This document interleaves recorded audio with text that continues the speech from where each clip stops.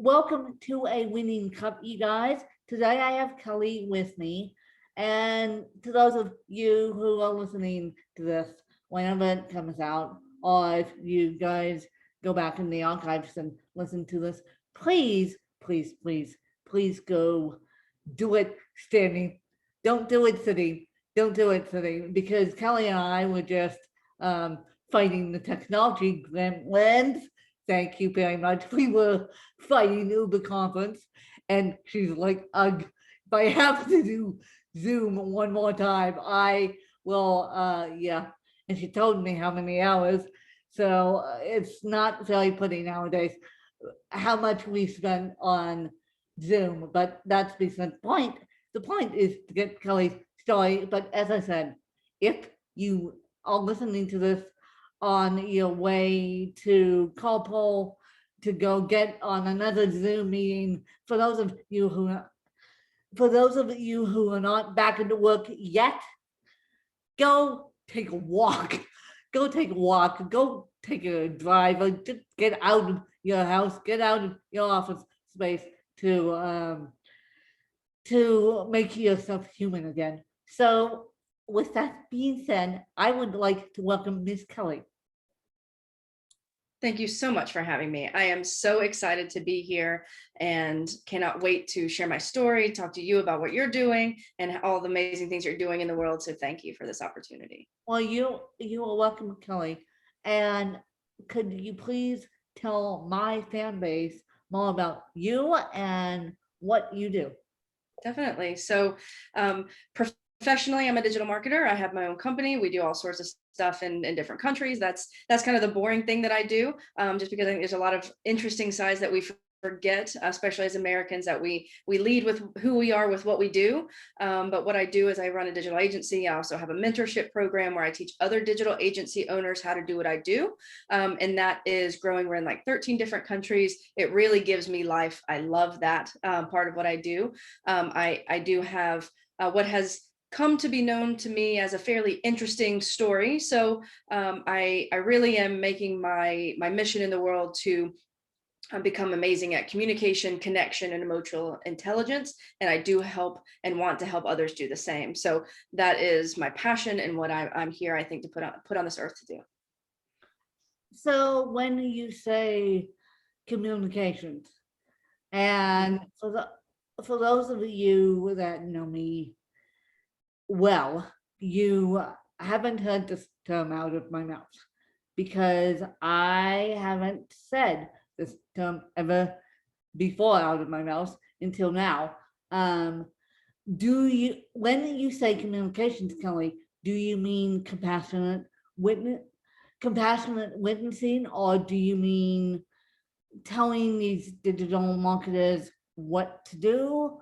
Or when you say emotional communications and emotional intelligence, do you mean I will be your friend along with helping you? Or do you mean I will put down the ironclad fist and tell you what to do?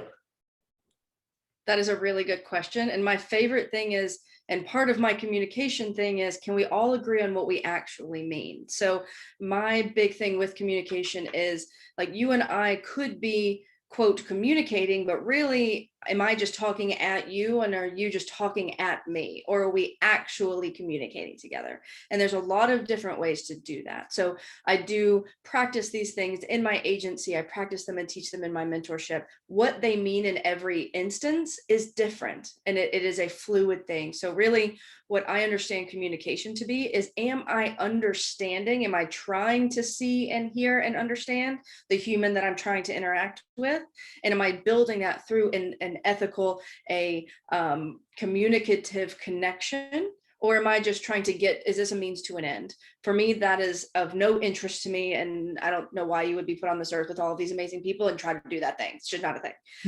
Emotional intelligence is, for me, so a little bit on my backstory, we might get into a little bit later, but I came from a home where my mother was borderline personality. So I'm also autistic. And so for me, emotional intelligence kind of came out of survival. So the fact that I'm autistic is makes this really hard for me. And it's amazing what I understand and don't understand. But in an emotional intelligence sense, when I say it, I mean wrapped in communication and connection. Can I understand or feel or sense a change in you? And do I ethically, compassionately want to do something about it or not? That comes down to lots of things. What is our relationship? Is there a boundary here? You know, there's lots of different reasons that you may or may not, but I think it's important to recognize those things. Yes, I agree. I will pick up the phone, and people know this. People have said to me, when you need to not only process your journalism, but you need to start mentoring others and start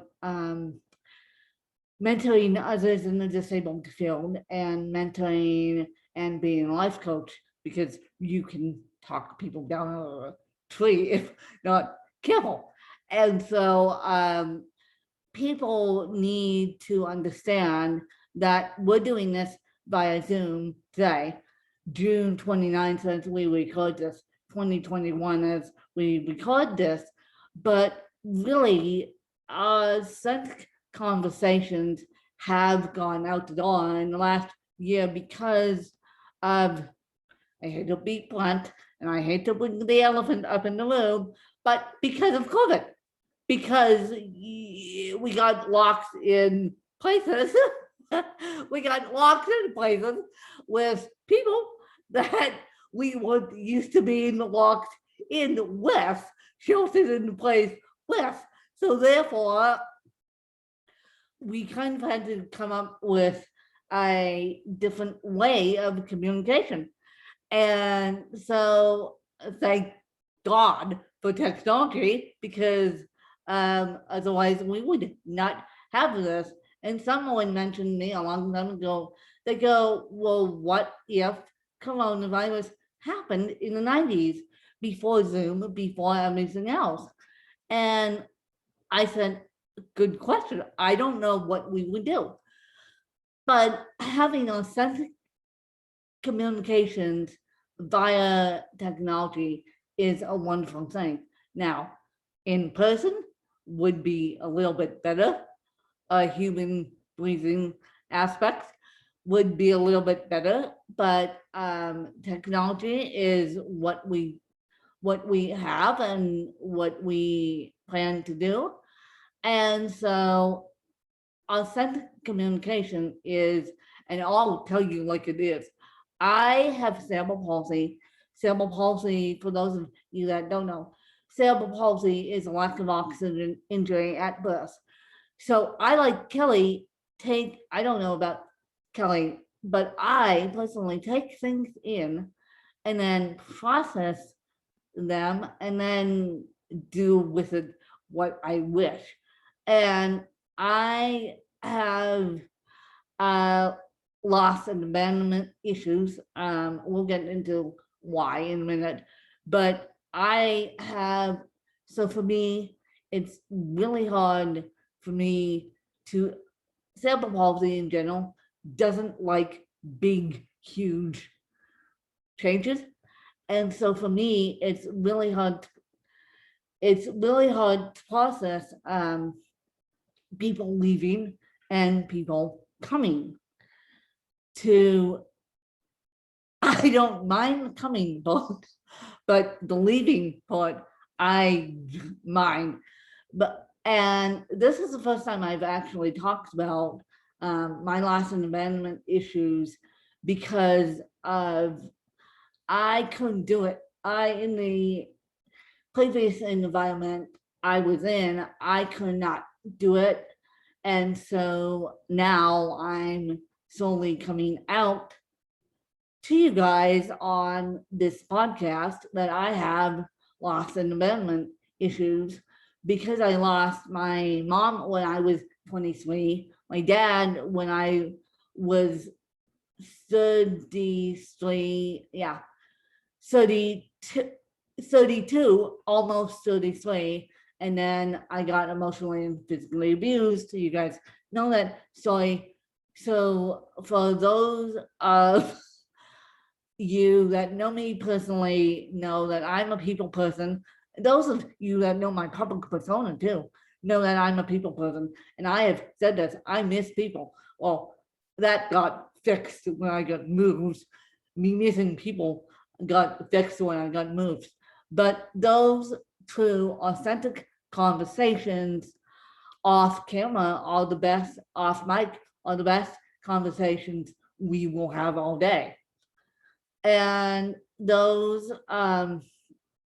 who know my public personality will say Wynn's an extrovert. Yes, Wynn is an extrovert, but I like the authentic, true conversations that you can have off camera, off mic. Yeah. So I agree with you, Kelly. I have a hard time processing things, and I know that autism has a hard time processing things. So what would be your best advice for someone who is going through a hard time when they listen to this, who is saying that no one loves me, no, all this, but yet they're having a hard time processing that we are coming out of COVID, that there is light at the end of the tunnel, because us as disabled women, you're mighty, I'm mighty. So us as a disabled women have learned to cope. Because we have to, right? I have a really close friend of mine that says it's amazing what you can do when you have no other choice. Yeah. Right. And it just kind of is interesting for me. I was not diagnosed until I was 33. And I was homeschooled from 6th grade on, all of these things. I didn't understand a lot of things, and I came across as very naive, which probably was part of it, but there also was a massive part that I wasn't processing in the way. I'm very black and white. I find the gray space a really hard place. So to answer your question about, somebody going through a hard time or thinking that something is maybe not right or difficult, and not right meaning not, completely like standard or what everybody thinks it should be, that's not a thing. That's not a thing, right? A lot of people are projecting lots of things that are not true, or the way that they feel, and that's okay. They feel that they need to do that to not be othered, but it doesn't mean that they're not feeling those things. It's just a matter of finding the people who are feeling those things. And that's why I like spaces like this, that we can have these conversations, because I have, with being raised in a borderline home, those of you who know really what that means, it's also a very difficult thing to explain, but it's essentially somebody ruling the household. There's a cornerstone book called Walking on Eggshells. It's just the atmosphere, everything is controlled. And so in any moment, something could explode. And being autistic, that was a very traumatizing situation of feeling insecure and unstable. But the thing that I had to, again, it's amazing what we can do. We don't have a choice. I had no other choice but to continue forward. It just took me a lot longer, probably kind of sharing my age here. When I was born, we didn't have access like this to other people. I'm glad that younger generations have access like this, to understand that, yes, it may be very, very difficult, but find your people. They are out there. There are amazing spaces, including everything that Wynn has written, the spaces like this podcast that she has created, because they are to make sure that you understand that you're not alone, and that you can't, it's okay to not be okay. And then like that for me was a massive understanding and turning point. And I wish that I had learned that like a decade or two before I did. Right? Like, it's perfectly fine not to be, but to sit with that. Why am I not okay? I think this comes down to, we talked earlier about communication, connection, and emotional intelligence. Everybody assumes that I mean to another person, which I do mean, but I also mean to yourself, right? How am I communicating with myself? How am I connected to what I need, what I feel that I need? What do I think I should need? All of these things. And if I can, have emotional intelligence or resonance with, say, you, Wynn, right? Then if I don't think that I deserve that, then I need to reflect on that and understand that it's also very mutual. And the only way that I can communicate and connect with you is if I can communicate and connect with myself.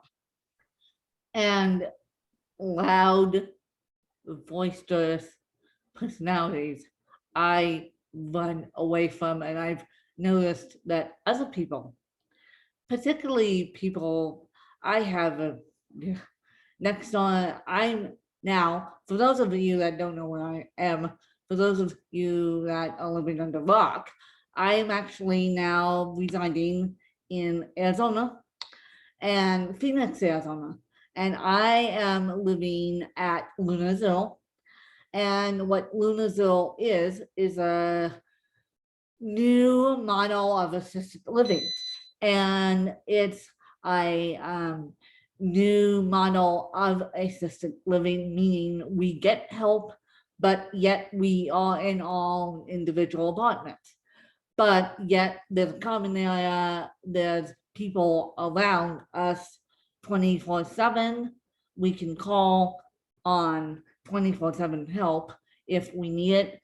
And there is a young man with autism, a young man who is blind, a young woman who is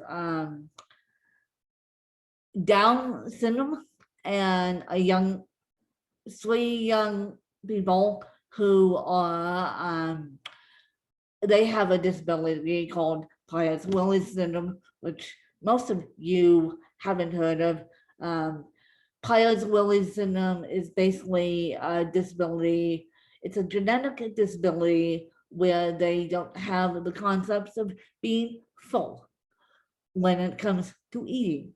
So yes, and I will have Monk Voss on a podcast eventually to explain the concepts of not only Prader-Willi, but Lunazil, because it's the first of its kind in the country that has this. It's the first of its kind in the country that has this. This is why I transplanted myself from Aspen, Colorado, after 32 years of living in the same house, to Phoenix, Arizona. And I've been happy as clam ever since. But I'm realizing that autistic people have their traits. I'm realizing that Down syndrome, loud, boisterous personalities, they don't like. Autism, you guys don't like loud, boisterous personalities either. And so autism just ticks too. And so it's all in the sense of we gotta love each other for who we truly are. It's the only way to be, right? Otherwise, what difference does it make? Why are we here? Right? Why are we here? Yeah, exactly. I don't particularly like loud or boisterous personalities, but mostly because I don't like loud anything. So there is that. I don't like loud anything either. I don't like loud anything either. I am getting used to people being around me, and that is part of now living on my own. I have to get used to different disabilities being around me, but at the same time, I don't like loud noises. People know that, and people are now laughing at me because I jump out of a foot when I hear a loud noise. And I particularly don't like sparklers. I had to roll away from a sparkler situation the other night because we had our pre-4th of July party. And so we had a 4th of July party here at my house, and they wanted to set off sparklers. And I said, no, I'm not doing the sparkler thing because wind doesn't like loud noises, and they respected that. So I think what Kelly's trying to say is that we have to love each other for who we truly are and be compassionate and loving witnesses to who we truly are communicating with, and it's emotional intelligence. It's giving a person a random hug when they're having a bad day. It's giving a person a ear to listen to when they're having a bad day. If Kelly walked into her office and said, look, I'm having a bad day, I wouldn't hit record. I would talk her down out of a tree to hit record. And so I think that's what Kelly is saying, that we need to be compassionate and loving witnesses to one another, especially after the year of 2020. Most definitely. I had, on top of COVID, I had the most difficult 18 months of my whole life. And I lost my father very suddenly within 5 weeks to pancreatic cancer. My mother, who's borderline personality, any ability that she had to be okay was gone. I had to put her in a facility, like a behavioral facility. I had to then move her to another facility. My partner of 7 years left me. Like, all of this happened. All of this was right before COVID. And it was just, I had a choice. I could either just give up and say, okay, I'm done. I'm just gonna, go do whatever and do my thing. Or I could, pour myself into something else. And I did create my mentorship program and things like that. But what I realized through that period was, and I'd heard this quote, like, we're all going to know what I'm going to say when I say it, but I never resonated with it so hard until that 18 months of my life, that, even if, anybody next to you at any point, or who you might encounter during the day, that if they seem fine, they may very well not be, right? It's understanding that everybody's fighting their own battle, and that can mean a lot of different things. It can be visible, or it might not be. You don't know how hard that specific day, that specific moment is for them. There's no way for you to. No one's expecting you to, but people are expecting compassion and a willingness to see them as human and be able to say, yes, we live in a very stressful world. It doesn't seem to be getting any better, but there is the communication and the connection that we have with other humans, which I would much prefer this conversation with Wen to be in person. I do love that, I'm in South Carolina, she's in Arizona. Like, we could do this. If we were in the same place, I would love to do it together. There's no separation of that. It's like, in person human is the absolute best. And I think that's a piece that we miss, just because we can do this. Should we? Right. And I think that we are now in a point in our lives and our culture that we can do just about anything, but should we? And that's a question we need to ask ourselves. Should we be doing Zoom meetings, or should we be meeting at coffee shops, or should we be inviting significant people in our lives, in our homes, and spending the time with them? And I think we should, I personally think the coffee shop is number one. I personally think inviting people into our home that we love and cherish is number two. I think Zoom is number three.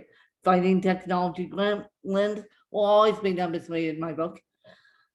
Because when you have authentic conversation, I don't care whether it's about your favorite TV show or what you ate last night for dinner. When you have authentic conversation around the dining room table without, and I'm holding this up, without a cell phone on you, and without without the barriers of a computer, then you really get to the heart of the matter. You really get to the heart of the matter of what it truly means to be alive. I agree. And now, what is your biggest life lesson in COVID?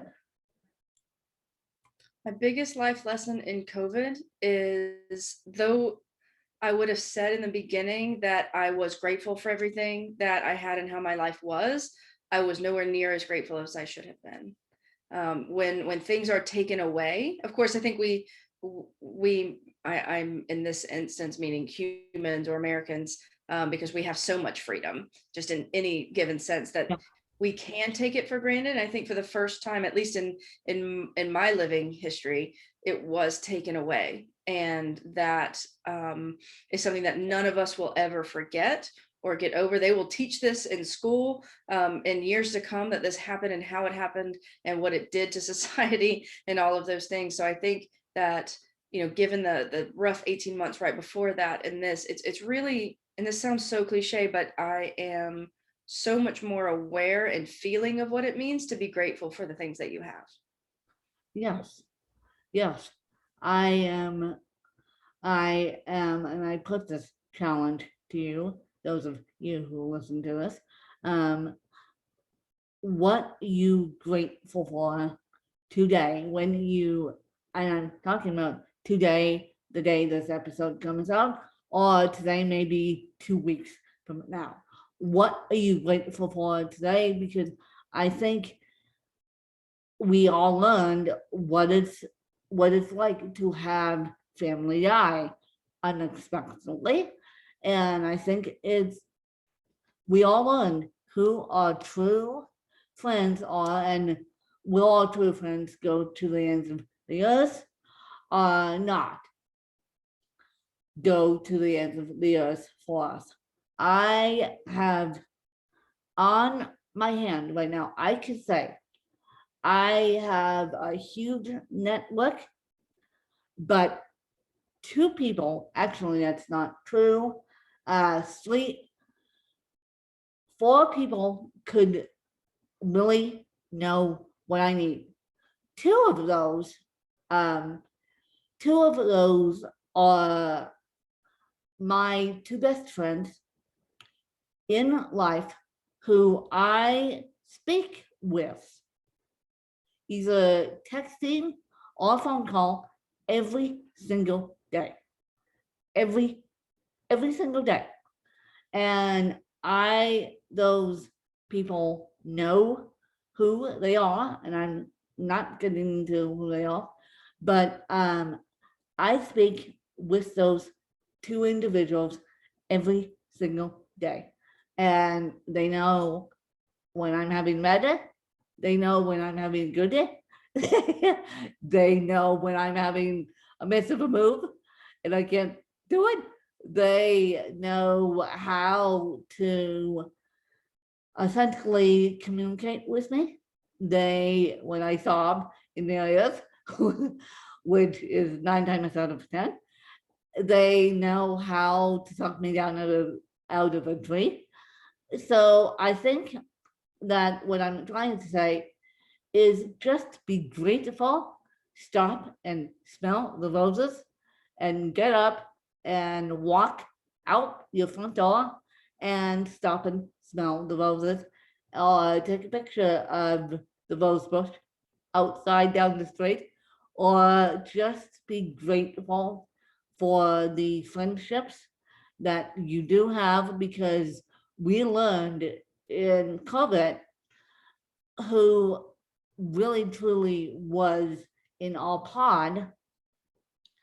And then as COVID lifts, the pod goes away, the pod changes, the pod is, the new people come into our lives, and we just have to have those authentic conversations on a daily basis, and we just have to take what we can from those authentic conversations on couches in coffee shops or via Zoom. I agree. It's the thing that makes us most human. And for some reason, culture and technology want to push us farther from that with the lie that it's connection, and it isn't. It just Nope. isn't. There's nothing like a hug from someone that truly knows you. And there's nothing, and people know this, my love language is acts of service. I don't care if we're sitting in the same room together, filling out paperwork. As long as we're sitting in the same room together and I'm working with you on something, I'm happy as glad. Or you're working with me on something, I'm happy as glad. And so say thank you to those around you who, and you don't have to make a big deal of giving your staff gift cards. Just a simple thank you would help. And I don't do that enough. I should do practice what I preach more. But I think we get so caught up in the text messaging, the phone calls, the emails, the Zoom meetings, that we are not coming to the fact that yes, airplanes are starting to open up and people are able to see each other in person and give people authentic hugs. And we are not open to the facts. We think, oh, let's do this, let's record this for prosperity sake. How about let's give a person a hug off camera, let them fly in your arms and just let them be them and invite them into your home for a cup of coffee or invite them to your common area for a cup of coffee. It doesn't need to be in your home per se. It can be in your common area, or it could be go to Starbucks with them, or it could be just pick up the phone and say, how are you? That's all it takes. Picking up the phone, a text message, how are you, works temporarily, but it will pick up the phone. And I've been knowing to have people pick up the phone with me, and I say, what's up? And they go, Win, you caught me off. You caught me off guard. Here's what's up, X, Y, and Z. And by the time they are off their little, I won't call it tirade, but by the time they're off their little tangent, they are perfectly fine. So I don't, the true people that truly support me, I don't say hello, how are you anymore. I say, what's up? If I know they're having a bad day and they don't want to say hello, how are you? Hello, how are you is a common gesture here in America. But when you truly think about it, it's deep love and deep compassionate witnessing and communication. I agree. And I was actually reading something, I can't remember where it was, but it really made me think about how we greet people. And it is very culturally normal here in the States. Hello, how are you? Whether it's on the phone, whether it's in a text message, in person, or things like that. And I've been wanting to move myself away from that, because when I ask somebody, how are you? I actually really want to mean it and hear how they are. I don't want them to hear, how are you? And somebody not want to know, because they're always going to respond with, I'm fine, how are you? Yeah. Right. And that's not what I'm after. So either ask it and mean it, or don't say it. And this is, for me, very specific. And it probably is the autism. I'm very specific in vocabulary because I'm trying to understand everything all the time. But for me, vocabulary is very specific. When you say this thing, you mean this thing. And so when I say somebody, how are you? I mean it. Right. And to them, it's different. So I only say it to people when I actually mean it. It's funny you mentioned that, Kelly. I've been saying how are you to adults since young ages. And the story goes that, and granted, I was a late talker. The story goes that I was sitting in people's laps and just breathing away, and people like, wow, this child won't shut up enough to enough to understand that she has cerebral palsy, yes. And so I agree with you. I think the hello, how are you should be more authentic.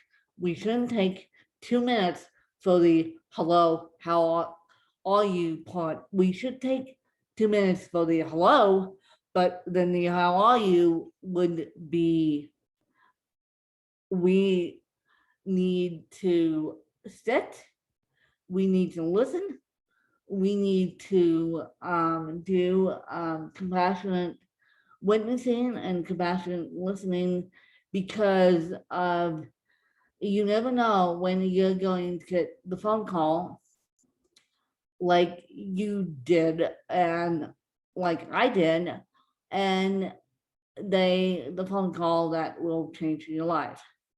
And I think a lot of people received that during the time of COVID, and then they will never forget that phone call, and then they will never have that person in their lives again.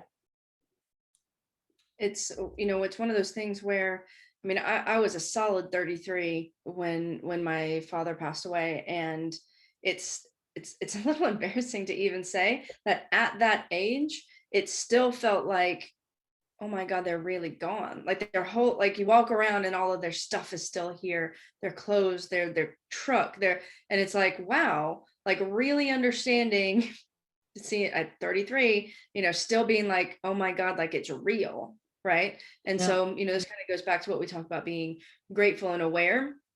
During those 18 months of my life, I really realized how much can change and how quickly it can change. And I was lucky that a lot of things did change for the absolute positive, but there were a lot of things that weren't. And so when things can change, I don't want people to think, oh my goodness, change is always bad. It isn't. There's plenty of amazing change that happens, right? But there's also potentially as much not so great over the course of your lifetime. It doesn't mean, for me, I really learned during that time that I might be having a really bad day or a bad week or month, but it isn't a bad life.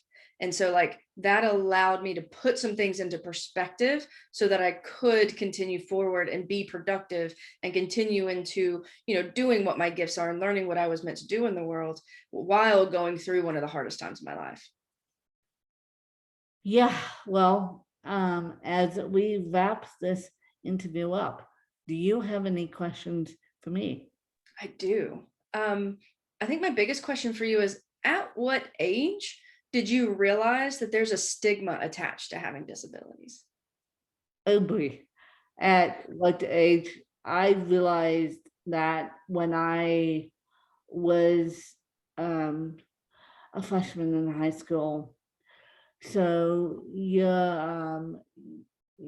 graduated grade when, so 17, I realized, yeah, because I realized that when I was a freshman in high school, because I had no choice. I had to deal with a young man who is and was and always will be severely autistic. And he's big, so he doesn't know the concept of little cerebral palsy. And so I realized in high school that there was a stigma attached to people with disabilities. And the day and people don't know this guy, but now they will. I got knocked over by, I literally got knocked over by a kid with autism. And until I moved, and now this was in sophomore year of high school. And the story goes, he knocked me over. I hit my head. Nothing happened, thank God, but he wanted to go sit on a couch, and he kind of verbalized, I need to go sit on the couch, I need a break. So he, and we had another person sitting there with a host of disabilities, and his main disability, I believe, was dyslexia.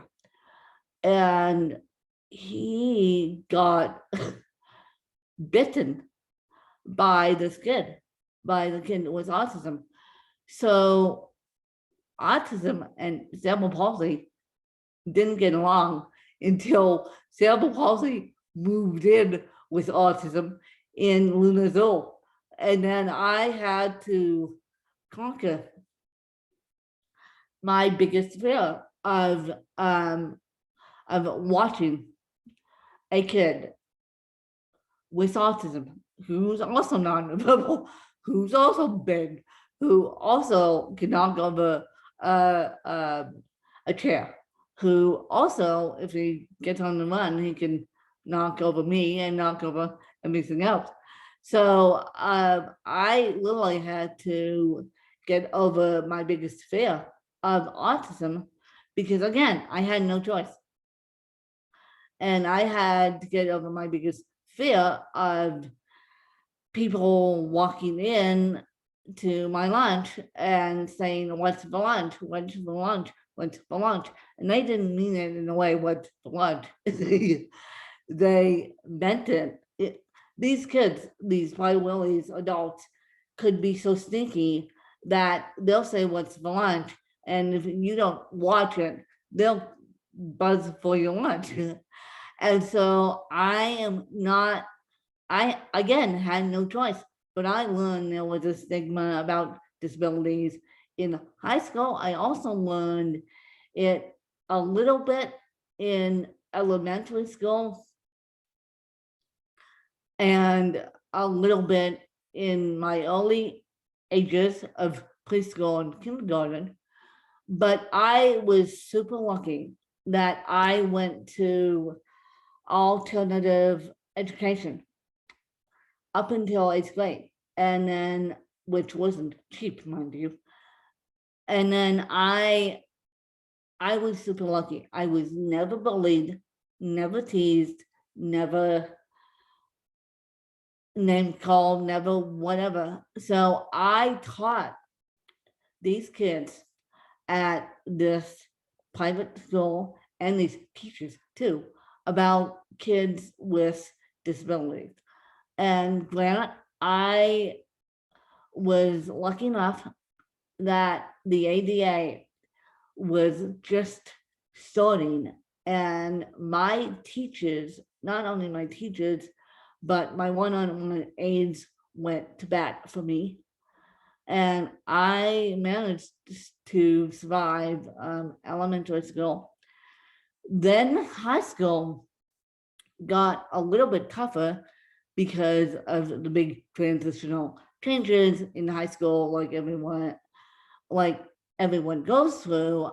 But I realized in high school that there was a disability stigma. I realized at the age of 4, 5, and 6 that I had a disability, because I may not have known the name of it, but I realized that I was different from all my friends pretty much at the age of 4, ending to the age of 6. Gotcha. So early on. Yeah. I think it's always interesting of, of course, my diagnosis didn't come till I was 33, which was late, but I knew early on that I'm different. I don't understand what that means, but I can definitely tell what you're processing is not what I'm processing.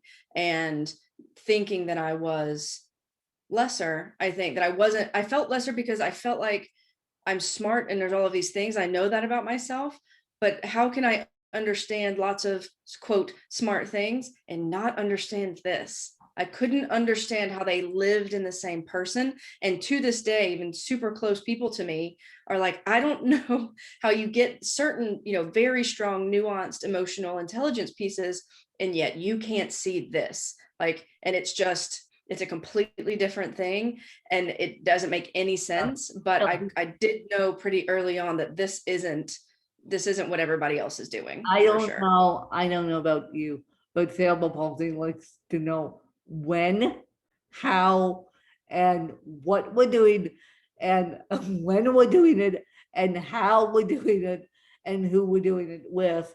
And I am a very, people think, oh, when knows a big concept. No, I'm a very black and white thinker. My favorite skill is audio, and I can't even hold a textbook, let alone.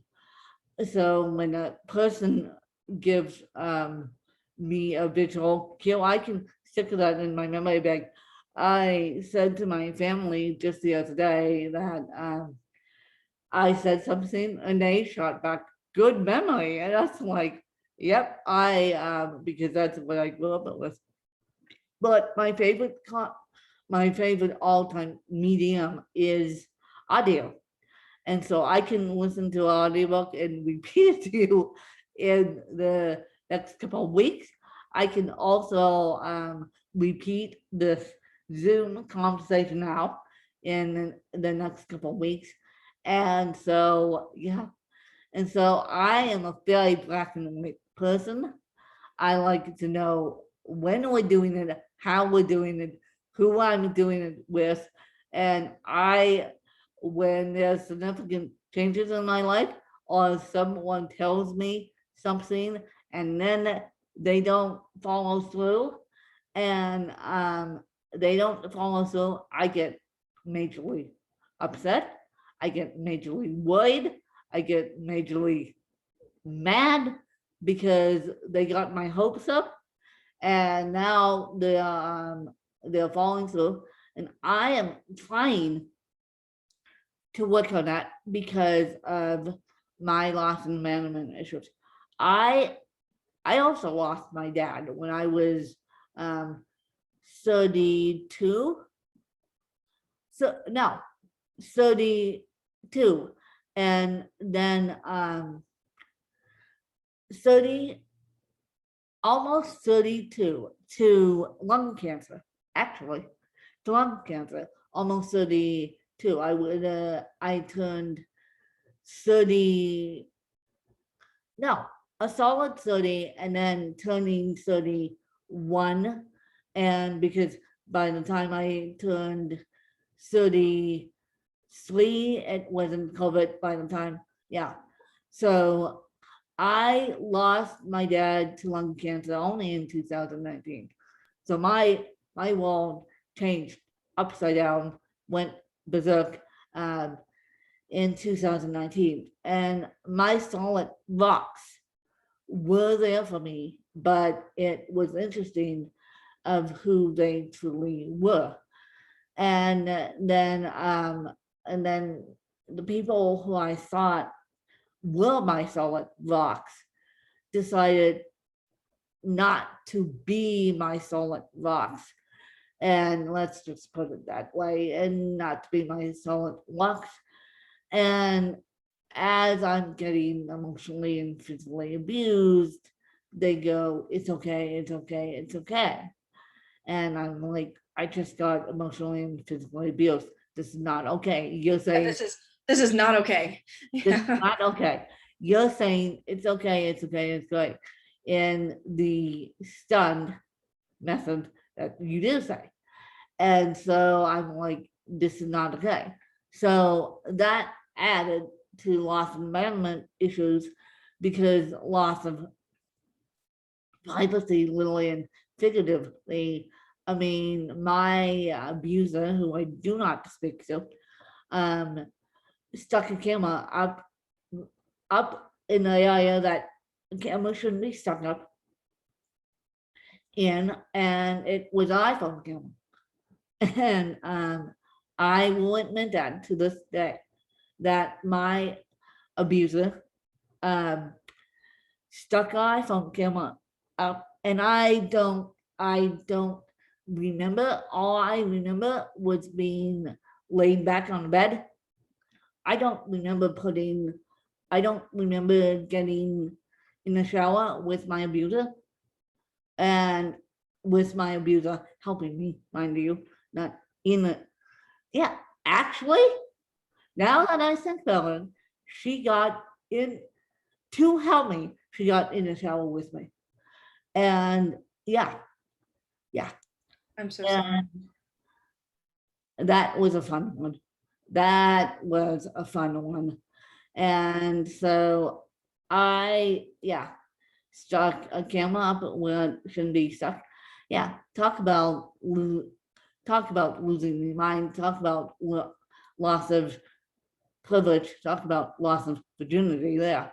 And so that also leads to my loss and abandonment issues, because I couldn't say goodbye to people at appropriate times. They got driven to the emergency room, and then they either got driven to the emergency room or they drove themselves to the emergency room and left me at home, which was a fun one.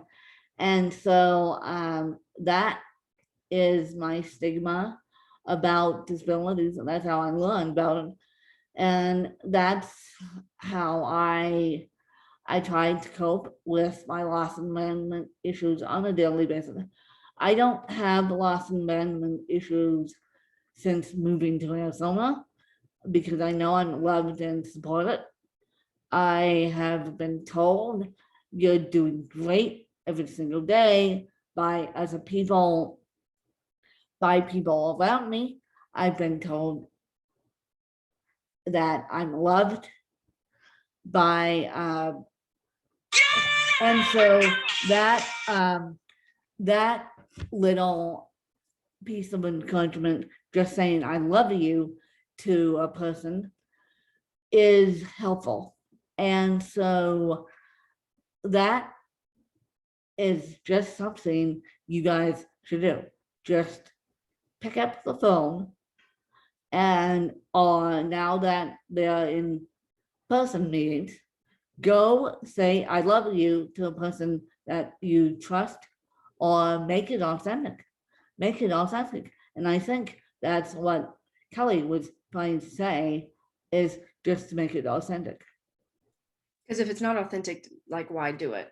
Right? It's going to be triggering for people, and why would I put time into that? But I just want to say something, about, what happened to you. I think that people, when you tell somebody something and it is and should be upsetting, and they are not upset, I think sometimes people tell people things because they don't know how they feel about it, and they're looking for a gauge of what this could be. This is the communication, the connection, and emotional intelligence to yourself.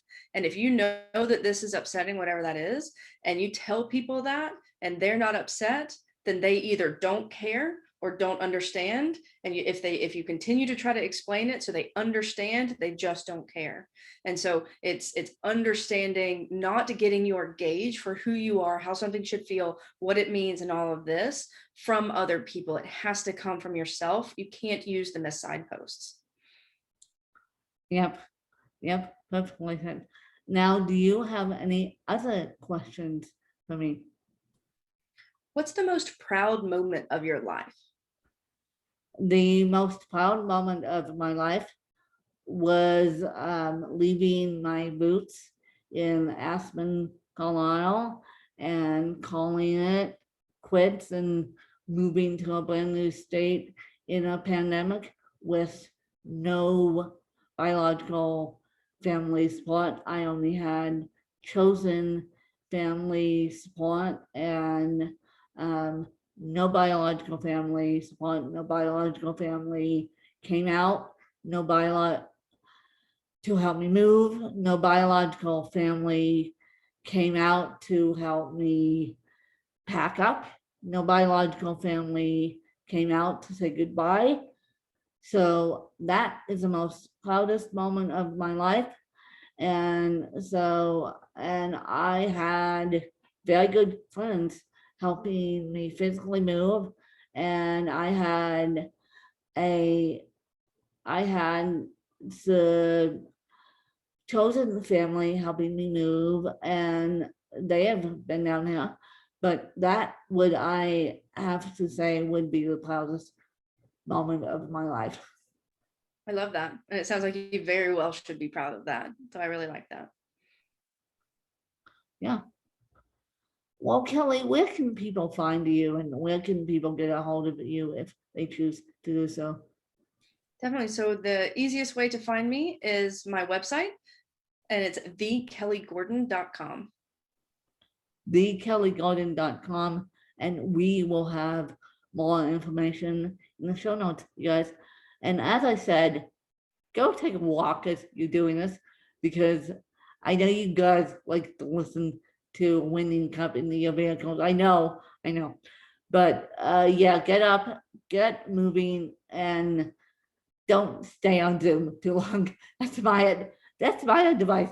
Do I not second that. stay I on second that. Zoom This too is long. And well, yeah, I'm going to cut this recording and have Kelly go scatter, because she told me before we hit record how many hours, and it's not very pretty nowadays how long we stay on Zoom. So bye, you guys, and I hope you guys enjoyed another fabulous episode, and I will catch you guys later. Bye, you guys. Bye, guys.